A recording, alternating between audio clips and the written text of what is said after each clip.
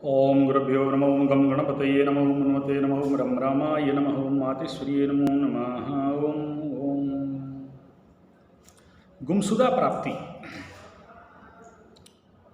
कुछ केसेस ऐसे हमारे जीवन पे आते भी हैं जब उनको कहीं से रास्ता नहीं मिलता तो फिर कोई हमें बोलता है तो आते हैं केसेस।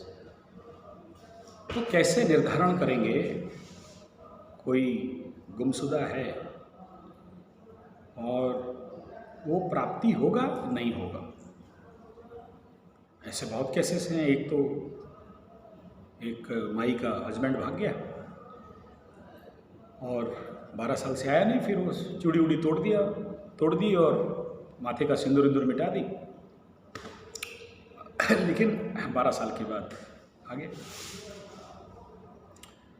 ऐसे बहुत से केसेस हैं। एक पगला टाइप था, एक या दो ऐसे हमारे जानकारी में, हमारे गांव का केस है। एक उसमें से अफीम लेने वाला था। तो जो बूढ़े हो जाते हैं अफीम लेते और उसके बाद उनका भेजा काम नहीं करता और उसमें वो पागल टाइप हो जाते हैं और क्या कर रहे हैं क्या नहीं समझ नहीं पाते। ऐसे कंडीशन पे उनको ढूंढना बहुत मुश्किल है। तो ऐसे लोगों को पाने के लिए, प्राप्त करने के लिए, दूसरा, किसी का मेमोरी फेल्योर हो जाता है, short term memory failure, long term memory failure. ज़्यादातर जिसका कुंडली में बुध बकरी होके बैठा है, पीड़ित होके बैठा है, बुद्धिहीनता।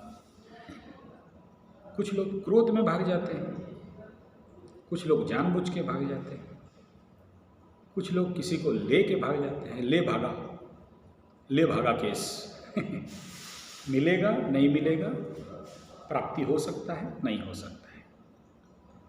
कैसे जानेंगे? सबसे पहला, किसी भी आसपास के ज्योतिषकार के पास जाइए, कोई एस्ट्रोलॉजर के पास जाइए। जब जाएंगे साथ में चावल और द्रव्य लेके जाएंगे, बैगन, टमाटो, घी, चावल, नमक, दक्षिणा ऊपर रखना है और असम नंबर में रखना है। फिर उसके शरणापन्न होकर पूछेंगे कि हे ज्योतिष महाराज, ऐसा ऐसा इतना दिन से हुआ है, क्या ये जो भाग गया है आएगा? किस दिशा में गया है? क्या इसको हम प्राप्त कर सकते हैं, मिल सकता है ये?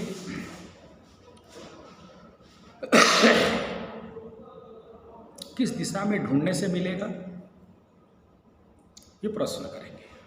तब वो एक प्रश्न कुंडली बनाएगा। उसी समय, जिस समय आप आते हो, विधान अलग अलग है। कुछ लोग ध्यान करते हैं, कुछ लोग प्राणायाम करते हैं, कुछ लोग कर्ण पिशाची, ऐसे अलग अलग साधन है। एस्ट्रोलॉजिकल साधना में टैरो कार्ड भी होता है। तो एस्ट्रोलॉजी में बड़ा सटीक पता चलता है, इस दिशा में गया, इस दिशा का इतना डिग्री में गया, इतना डिग्री में खोजोगे तो मिलेगा। अगर गया है तो कहाँ है? किसी आश्रम में है, किसी मंदिर में है, किसी मठ में है, किसी गुमशुदा केंद्र में है, किसी रोड किनारे बैठा है, कहीं पागल होके बैठा है, किसी साधु संत मठ में अघोरी बन के बैठा है। ऐसे बहुत से केस आए हैं, इसीलिए बोल रहा हूँ। तो तलाश करने से कब तक मिल जाएगा, कब मिलने का संभावना है या मिलने का संभावना नहीं है, ये पता चलता है।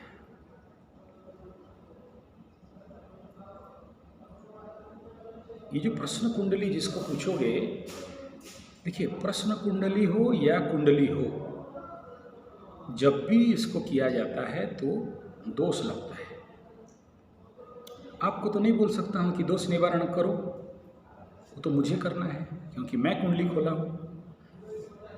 और ये कुंडली विद्या, ज्योतिष विद्या अभिशप्त विद्या है, ग्रह विद्या अभिशप्त विद्या है। गुप्त स्थान, अष्टम स्थान खोलना खतरा है, दंड है उसका। देखना, जिसका भी कुंडली में प्रॉब्लम है ना, इतना जल्दी उसका एनालिसिस भी नहीं होता है। कुंडली आप देते हो, हम चाहते हैं उस समय नेट फेल हो जाए, लाइन चला जाए, सबका होगा, आपका नहीं होगा, आपका डिले होते जाएगा, ऐसा समस्या आता है। पनौती कुंडली होता है, नहीं व्यक्ति पनौती नहीं, कुंडली पनौती रहता है। और कभी कभार जिसका कुंडली खोलते हैं, हमारे गुरुजी बार बार बोलते हैं, दशा फाड़ोगे तो तुम्हारा दशा फटेगा बेटा। फटता है, हमें दंड मिलता है उसके लिए।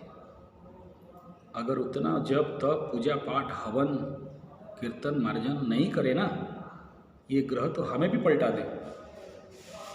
आपका दशा अंतरदशा हमें भुगतना पड़ता है कुछ समय के लिए। जैसे कभी राहु का फलित करने चाहते हैं ना, राहु हमें भी उसके कबल में ले लेता है और हमें गलत निर्णय करवा देता है।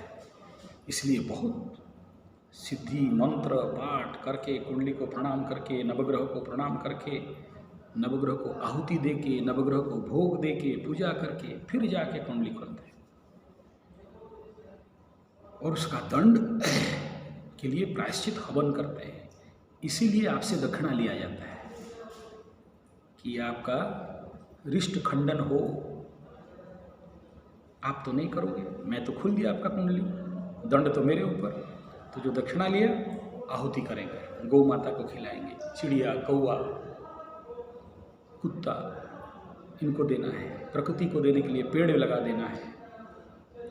आप नहीं करोगे, हमें करना है, वो हमारा कर्तव्य कर्म है। नहीं किया मार मिलेगा।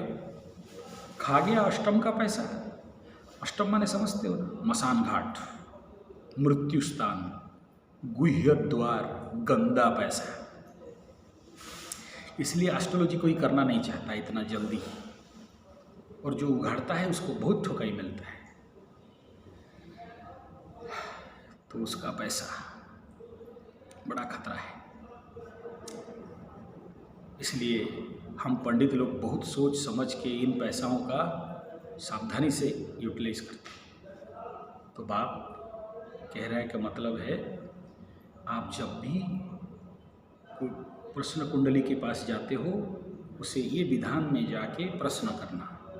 वो कुंडली बनाएगा, जिस लग्न में राशि में है उसको देखेगा, किस दिशा है देखेगा, कहाँ बैठा है देखेगा, लग्न से कितना दूर गया है देखेगा, मिलेगा या नहीं मिलेगा बता देगा, साथ में कब तक मिलेगा एनालिसिस करने के लिए उसको टाइम लगता है।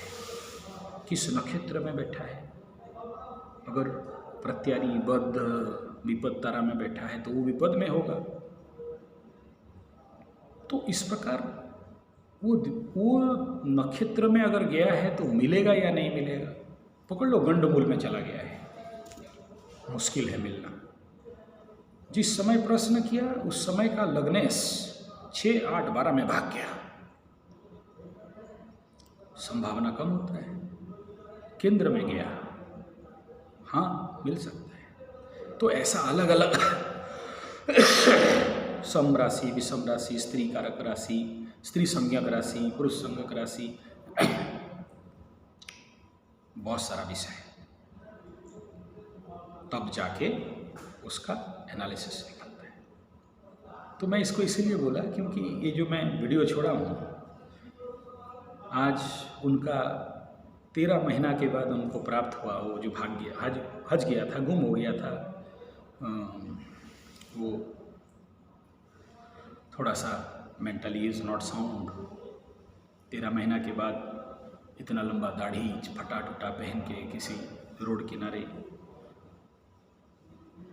और एक था तो किसी आश्रम में था, तो नेट में उसको दिया गया तो उसको मिला।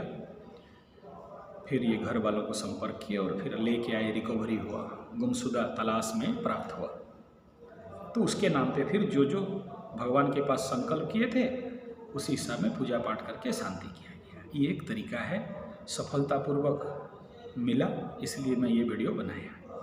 धन्यवाद।